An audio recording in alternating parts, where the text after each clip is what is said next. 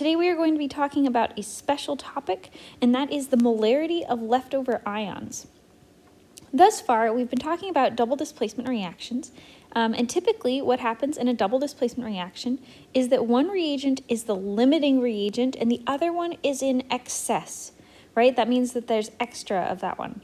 The limiting reagent limits the amount of product that can be made, and so this reagent is typically completely consumed in a reaction. We can find out from that the mass of the solid precipitate, which we've been doing, but we can also figure out the remaining the concentration of the ions that are left over in solution. And that is what we're doing today, trying to figure out how much is left in our solution after our solid is formed. So we've talked about concentrations already. This should be a review. Molarity we calculate as the number of moles of solute per liter of solution. And so we'll calculate it as moles of solute over liters of solution. And you're going to want to make a note. This is going to be the total liters of solution today. That's going to be really important. And we abbreviate this just moles over liter when we're doing our calculations. But it's always moles of solute, and this is going to be our ions today, over total liters of solution. So here's an example problem. In an experiment, we have 100 milliliters of 0.6 molar sodium chloride was mixed with 150 milliliters of 0.150 molar lead-2 nitrate. And he wants to know what will the precipitate be, how much of the precipitate will be formed, right, what mass, and then what is the concentration of the ions remaining in solution after the reaction occurs. You should be able to do number 1 and number 2 already based on what you've learned in the class so far, right? Number 1, asking what will the precipitate be, right? We need to be able to write our balanced chemical equation and then use our solubility rules to figure out which one of those is making a solid. And then the mass of the precipitate that will be formed, that's going to be our solution stoichiometry, right? We have volume and molarity. And this is a limiting reagent problem. We have information about two different starting materials, right? We have information about our sodium chloride, and we have information about our lead-2 nitrate. So we can write our balanced chemical equation. We can figure out, how much of the precipitate will be formed from each one and determine our limiting reagent and the mass that will actually be formed. Number 3 is the one that is new for today. That's the one that's new, and that's the one that we'll be covering. Okay, so the first step says, what will the precipitate be? So I've written out the balanced chemical equation. So we have sodium chloride and lead nitrate. And again, since this is a double displacement reaction, we're going to switch, right, the lead or the sodium and the lead. And so now the lead will be bonded to the chloride and the sodium will be bonded to the nitrate. And we go through and we balance our equation. We use our solubility rules, right? These two were both solutions since it gave us a molarity. We know that they are aqueous. Chlorides, right? Lead is one of our exceptions to our chloride, so it will precipitate out. And anything with sodium and nitrate are always aqueous. So that's how we do that. And then we'll write our complete ionic equation. We'll break apart any of these aqueous salts, right? So the sodium and the chlorine break apart, the lead and the nitrate. We leave together our solid that's being formed, right, our precipitate, and then we break apart our sodium nitrate. And then we get rid of any spectator ions that show up here, right? So we have our sodiums are spectators, our nitrates are spectators, and we just have our chloride reacting with our lead to form our lead-2 chloride. So again, we should be able to do that based on what we've learned in class thus far. And then our next bit, right, now it asks what mass of the precipitate will be formed, what amount of the solid will be formed.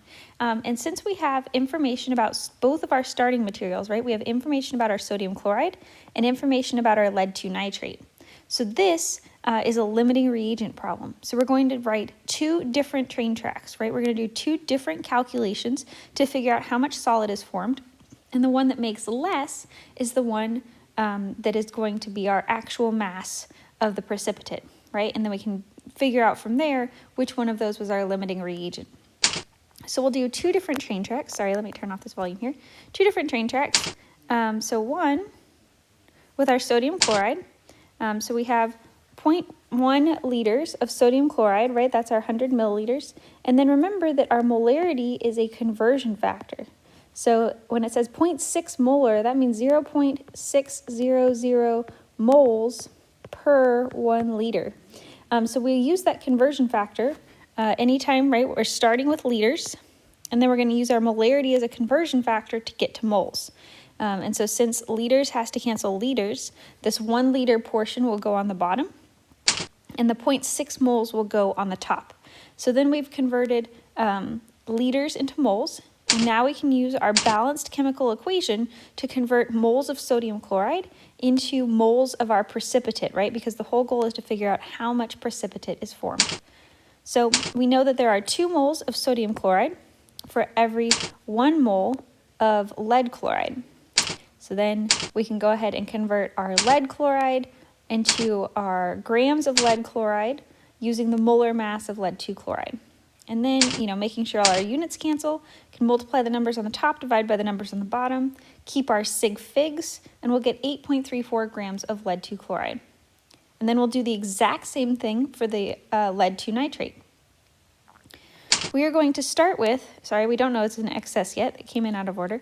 We're going to start with our 0.15 liters of lead nitrate, and again, this is our conversion factor here. So we know that this is 0.150 moles per 1 liter. So we'll use that to convert our liters of lead 2 nitrate into moles of lead 2 nitrate.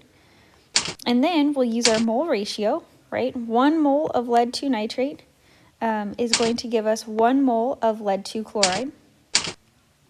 And then this last step is always going to be the same. We have 1 mole of lead 2 chloride and the molar mass. Then again, make sure all our units cancel, multiply the top, divide the bottom, round for sig figs, and we get our answer. And then we know that 6.26 grams of lead 2 chloride is less than 8.34 grams of lead 2 chloride. So the one that makes less, right, that's going to be our limiting reagent. So this is the amount of solid that we will actually form, right? So when it's asking for our answer, that is our answer here. And then we can go back and figure out which one is our limiting reagent and which one is in excess. So our limiting reagent is our lead 2 nitrate, and our reagent in excess is our sodium chloride. Okay, and that's going to be important when we start doing these molarity of leftover ion calculations. Okay, so now we can go through and figure out the concentration of the ions remaining in solution after the reaction occurs. So I want to know, what is the concentration of lead, right? And we want to know what's the concentration. We also want to know the concentration of chloride. We want to know the concentration of sodium and the concentration of nitrate. So we're going to go through and figure out all of those. So in the last slide, we determined that sodium chloride was in excess and our lead 2 nitrate was limiting. Since lead 2 nitrate was limiting, and we see what they have in common with the precipitate, right? So lead is in common with our precipitate. So that means, right, and that's from the limiting one, that means that all of the lead is getting used up in making lead 2 chloride. Right? If there was more lead, it would keep making lead 2 chloride, but it runs out of lead because our lead nitrate is the limiting reagent, right? And we had extra chloride over here, which is, why our lead was limiting. We had extra chloride. So since lead 2 nitrate was the limiting reagent, all of the lead will be used up as lead 2 chloride. So we have a really easy one. The concentration of lead 2 plus in solution is 0 molar. So that's our first one. So we're done with lead. Now we need to go through and figure out the sodium, the chloride, and the nitrate. So the next one that's kind of easiest, we're doing this, from easiest to hardest, right? The lead was the easiest, it's 0 because it gets used up. The next easiest ones are the sodium and the nitrate because they are spectator ions, right? They're not in our precipitate, they're still floating around in solution, right? They were canceled out when we wrote the net ionic equation. So sodium and nitrate are spectator ions, which means that all of the sodium and all of the nitrate remain in solution. And so we're going to calculate them as the moles of our ions divided by the total volume. So to do this, we need to go through and figure out how many moles of each one we have and then divide it by the total volume. So to figure out Na+, we're going to use our information about sodium chloride. Okay, and so we're always going to start with our volume. So we have 0.1 liters of sodium chloride, and we're going to use our molarity as a conversion factor. 1 liter per 0.6 molar sodium chloride. And then we need to think about how the sodium chloride dissociates. So the sodium chloride, for every one sodium, like if I put some solid sodium chloride or even aqueous sodium chloride in there, it's going to dissociate into 1 Na plus and 1 Cl minus. So for every 1 sodium chloride, we are getting 1 Na plus, right? They're a 1-to-1 ratio. So then we can go ahead and calculate how many moles of sodium we had in there. Now, to calculate the molarity, we're going to take our moles of sodium and then we're going to divide it by the total volume. So we have 100 milliliters plus 150 milliliters because we want to know the molarity in solution after the reaction happens, so after we pour them together. So we need to use the volume of both, right? Because that will be the volume of our solution after they are reacted. So we'll have our moles of sodium divided by our total volume, and then we will get our molarity of sodium. So there's sodium done. We're going to do the exact same thing for nitrate. This is how we're going to do any spectator ions. So we're going to figure out the number of moles of nitrate. So we're going to use our information about lead-2 nitrate. So we start with our volume, and then again, we're going to use our molarity as a conversion factor. 1 liter on the bottom, 0.15 moles on the top. And then again, we need to figure out, how this lead-2 nitrate dissociates. So we have lead-2 nitrate, and when we put this in water, right, this is going to be lead-2 plus and 2 nitrates, right? Because we needed 2 of those negative nitrates to cancel out that lead-2 plus. So when this dissociates, for every 1 mole of lead-2 nitrate we put in there, we are getting 2 moles of nitrate. So be careful, right? That's not always a 1-to-1 like in the previous problem. You need to think about how many pieces this is actually going to break into. So then we can multiply the top by the bottom, and we get our number of moles of nitrate. And then to get our molarity, we are going to do the exact same thing. We're going to divide by the total volume, that 100 milliliters plus 150 milliliters, and we'll get our molarity of the nitrate. The last one is the tricky one, okay? So we did, when we were thinking about this, we did lead, we did sodium, we did nitrate, but the one that's a little bit challenging is the chloride, because some of the chloride gets used up in the lead-2 chloride, but not all of it, so we have extra. So we need to figure out how much chlorine did we put in there total, and then we need to figure out, okay, well, how much was used up in making the lead-2 chloride, and then if we subtract those two, we'll figure out how much is still left over in our solution, and then we can divide by total volume and get our molarity. So the one that excess ion is what I call it, that is the trickiest one. That's why we've left it to last here. So we need to figure out how many moles of chlorine we added initially. We're going to do this the same way that we were doing the sodium and the nitrate. We're going to figure out, how much was in there from the sodium chloride. So we'll start with our liters of sodium chloride. We'll use our molarity as a conversion factor. So 1 liter per 0.6 moles of sodium chloride. And then again, we think about how this dissociates. Sodium chloride will break into Na plus and Cl minus. So that's going to be a 1-to-1 ratio.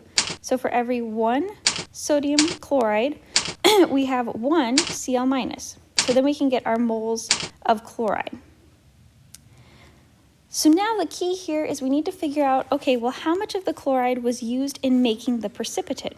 So we'll start with our mass of our precipitate is what I like to do. So that's how much of our precipitate was actually formed from the limiting reagent in that calculation before. And so I'm going to back calculate how many moles of chloride went into making this lead-2 chloride precipitate. So we'll use the molar mass of lead-2 chloride to turn it into moles of lead-2 chloride. And then we can use the ratio, right? We'll see that for every, 1 lead-2 chloride, there are 2 chlorides in there. So for every 1 lead-2 chloride, we needed to use 2 chloride ions. And so we can figure out then, okay, well, how many chlorides went into making that precipitate? So this is how much we started with. This is how much got used up. So if we subtract them, then we can figure out the amount remaining in solution.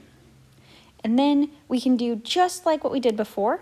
So these are the amount of moles that are floating around in solution, and we can divide then by the total volume, right? We can divide by that 100 milliliters plus 150 milliliters, and we can get the molarity of that chloride ion, the molarity of the excess ion. So we've gone through how to figure out the limiting ion, which was that lead. We've figured out how to find the concentration of the spectator ions, the sodium and the nitrate. And then we learned how to calculate the molarity of that leftover ion, that excess ion, which is the chloride. And again, like I said, that's the trickiest one. So now we're going to do a practice problem. You're going to go through the exact same steps. This is just a different reaction.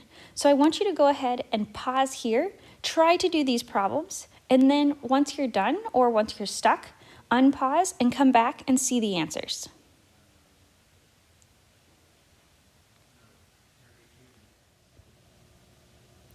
Okay, we are going to go over this problem now. In an experiment, 100 milliliters of 0.1 molar hydrochloric acid was mixed with 200 milliliters of 0.5 molar sodium hydroxide. And we're going to go through all of the same parts of the problem that we did in the example. So we want to know what's the equation for the reaction, what mass of water will be formed, and then what's the concentration of all of the ions remaining in solution after the reaction occurs. So we'll look through what's the limiting ion, what are the spectator ions, and then that excess ion that was a little bit tricky. So our first step is to write the equation for the reaction. Now, in this problem, I only asked you for the equation, which kind of implies that I'm asking you for the molecular equation, but it never hurts to write out the complete ionic and the net ionic equation to see what's really happening in this problem. So since we're given molarities of hydrochloric acid and sodium hydroxide, we can assume that they are aqueous. So we'll go ahead and put aqueous for both of those. Just based on what we know about them, we could see their solubility rules and see that they are aqueous. Water is always going to get an L because it is a pure liquid, and then sodium chloride is aqueous. Remember, anything with sodium is going to be aqueous. So we'll write our net ionic equation there, cancel out our spectator ions that are sodium and chloride, and we will get our net ionic equation.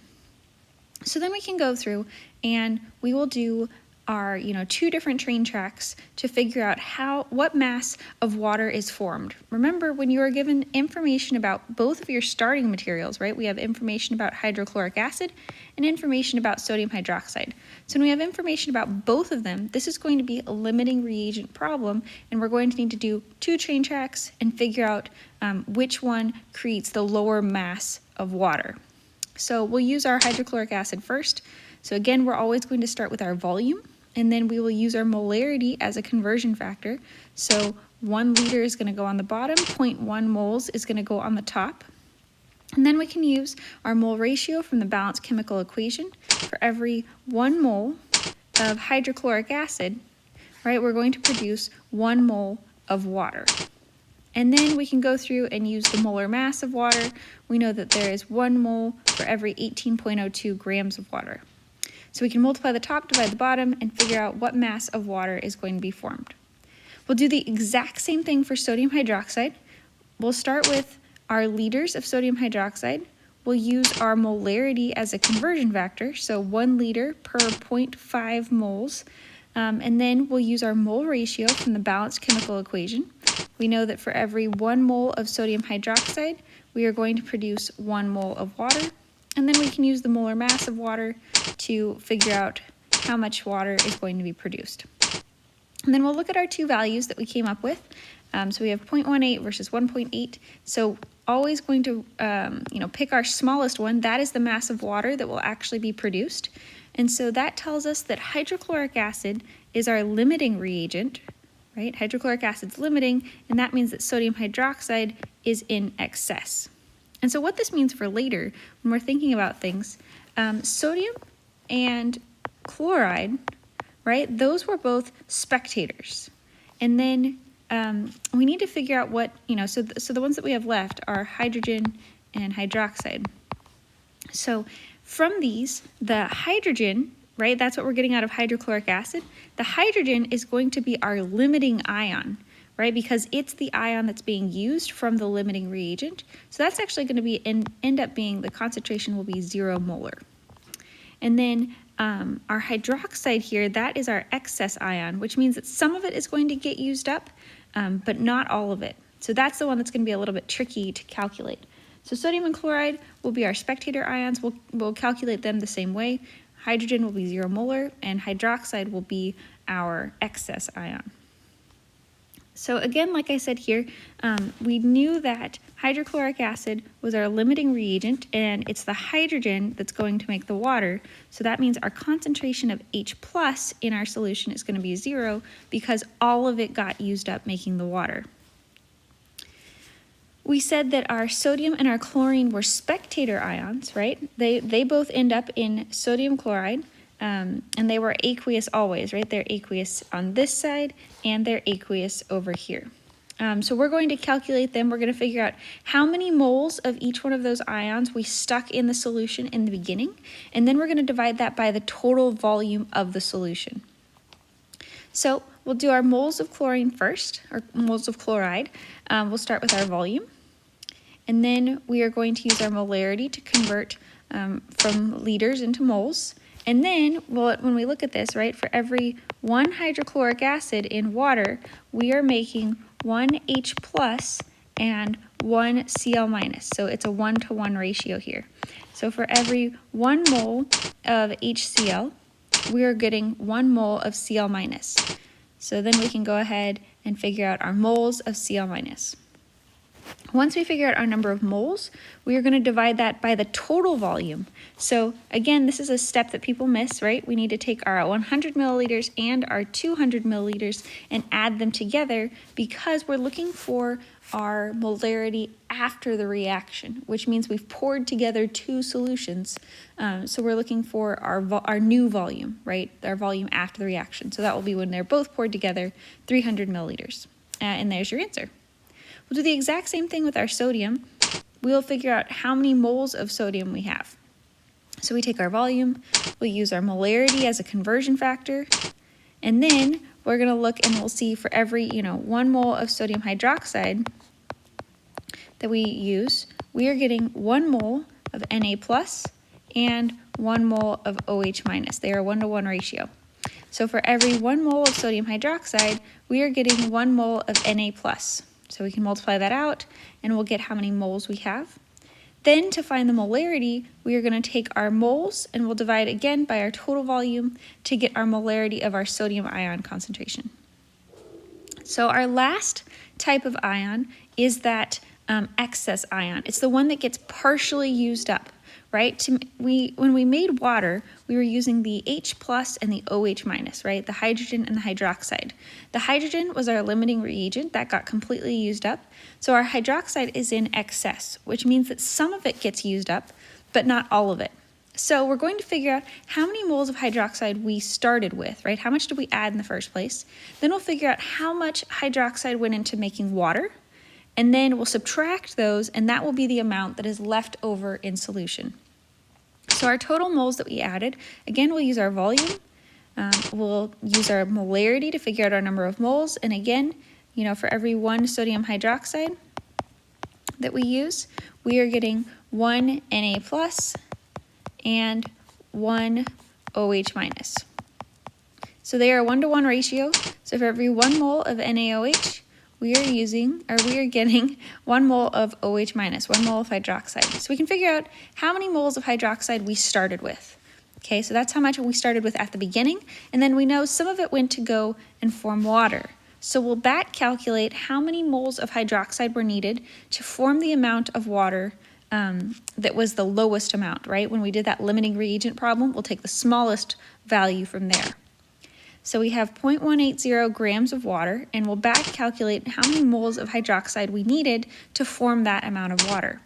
So we'll use the molar mass and convert grams of water into moles of water.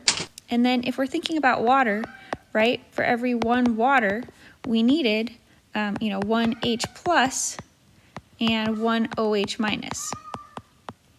So we will, for every, 1 water, we're needing 1 OH minus here, 1 hydroxide.